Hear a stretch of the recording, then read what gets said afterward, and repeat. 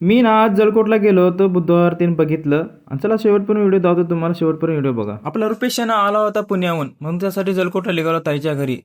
ताईच्या घरी गेले की जेवण तेन करून घेतलं पहिलं, मग काय डीजे वाजवलेलं करे. मग रुपेशाना बॅग घ्यायसाठी आलो होतो आम्ही पुण्याहून. इथेच बॅग ठेवला लगेच तिथं तर सोमवारचा तर बाजार जळकोटचा. मग त्याच्यामध्ये थोडं मसाले घ्यायचे तर शेणाला, मग शेणानं मसाले घ्यायचे. जळकोटचा महाराजाचा पुतळा बघितला मित्रांनो, एक नंबर होता. मग काय बाजार आपलं काय ते मसाले तेन घ्यायचं तर खोबर घेतलं. मग निघालो लगेच इकडे आपल्या रस्त्यात. जाम हवेला बुद्ध विहार होतं तिकडे. आम्हाला बुद्ध विहाराकडे जायचा रस्ता सापडत होता मित्रांनो, रस्ताच नव्हता. लगेच काय मग इथं गॅरेज बसून गेलो मित्र. आलो विहाराचं आपलं उद्घाटन झालेलं आहे. मी काय विहाराकडे आलो नव्हतो तेव्हा उद्घाटनाच्या टायमाला, म्हणून आज बघायचं होतं मला, म्हणून बघायला गेलो. एक नंबर होतं मित्रांनो, मला लय आवडलं होतं. समजा इकडे गौतम बुद्धाची मूर्ती त्यांनी बघितली मित्रांनो, बाबासाहेबांची मूर्ती होती. लगेच आम्ही आलो आरतीला. आपल्याला तिकीट काढायचं होतं. रुपेशानं आजच जाणार होता. थोडंच फार रील्स बनवले, 2 दिवस रील्स अपलोड केले मित्र. मग रील्स काढल्यावर आलो हळदीला. हळदीमध्ये बेकरीवर आलो महाराजच्या बेकरीवर अंडा पॅटेस त्यांनी घेतलं. तिथे झाल्यावर मग लगेच पाणीपुरीच्या गाड्यावर गेलो. पाणीपुरी खायच लागते म्हणलं. इथली पाणीपुरी मित्रांनो, कुठे बी जावं पाणीपुरी इथलीच खावं लागते हळदी. ममदान अब्दुल्ला तिथं गपचूप पाणीपुरी खात बी म्हणत नव्हते मला.